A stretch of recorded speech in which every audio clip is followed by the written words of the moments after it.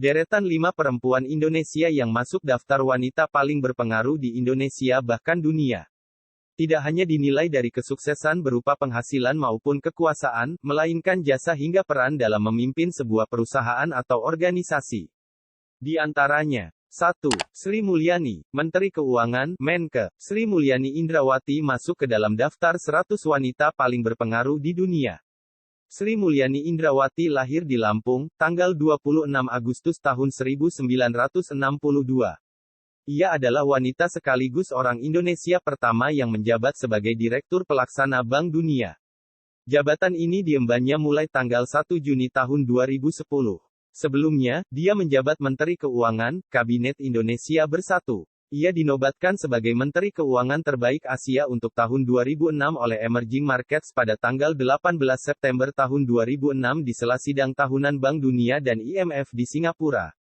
Sri Mulyani sebelumnya dikenal sebagai seorang pengamat ekonomi di Indonesia. Ia menjabat sebagai Kepala Lembaga Penyelidikan Ekonomi dan Masyarakat Fakultas Ekonomi Universitas Indonesia (LPEM-FEUI) sejak Juni tahun 1998. 2. Nike Widiawati, lahir tanggal 25 Desember tahun 1967 adalah Direktur Utama Pertamina sejak tanggal 30 Agustus tahun 2018, setelah sebelumnya menjadi pelaksana tugas Direktur Utama menggantikan Elia Masamanik. Ia adalah penerima penghargaan Women's Work of Female Grace dari Indonesia Asia Institute pada tahun 2013. Ia mulai bekerja pada usia 21 tahun, saat masih menjalani pendidikan Strata 1 di Bank Duta Cabang Bandung. Ia mulai berkarir di Pertamina sebagai Direktur Sumber Daya Manusia dan Pelaksana Tugas Direktur Logistik, Rantai Pasokan dan Infrastruktur. Baru beberapa bulan menjabat ia dijadikan Pelaksana Tugas Direktur Utama merangkap Direktur Sumber Daya Manusia. Majalah Fortune pada tahun 2020 menobatkan Nike sebagai salah satu dari Most Powerful Women International, di mana ia mendapatkan ranking yang cukup tinggi, yaitu di urutan ke-16 dari 50. 3. Susi Pujiastuti, mantan Menteri Kelautan dan Perikanan ini berada di daftar bersama nama-nama wanita beken lain seperti astronot wanita Peggy Whitson hingga Presiden Liberia Ellen Johnson Sirleaf.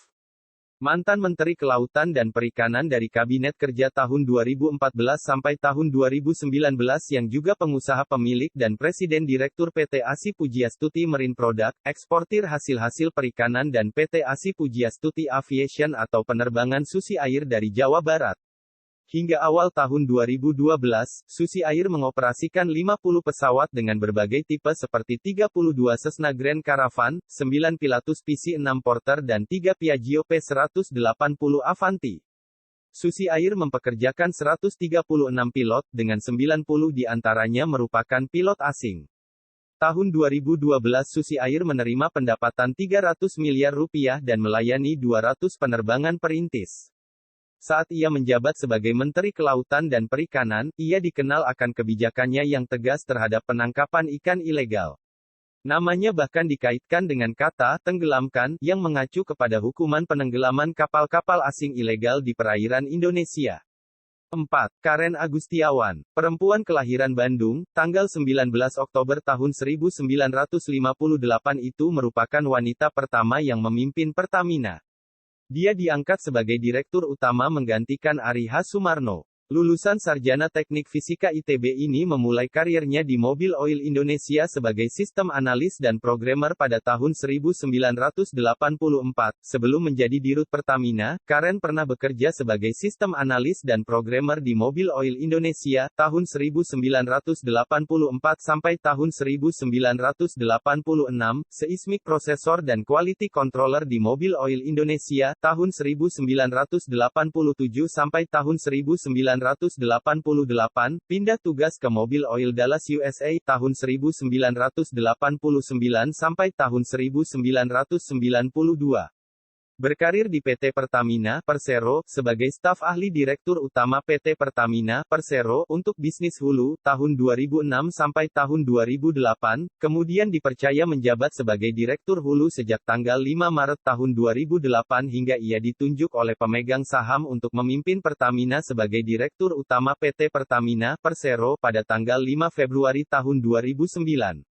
5. Maya Miranda Ambarsari, wanita kelahiran Palembang tanggal 9 Juli tahun 1973 merupakan seorang sociopreneur, womanpreneurs, dan businesswoman yang memiliki sejumlah perusahaan mulai dari e-commerce, properti, pertambangan, energi dan sumber daya alam.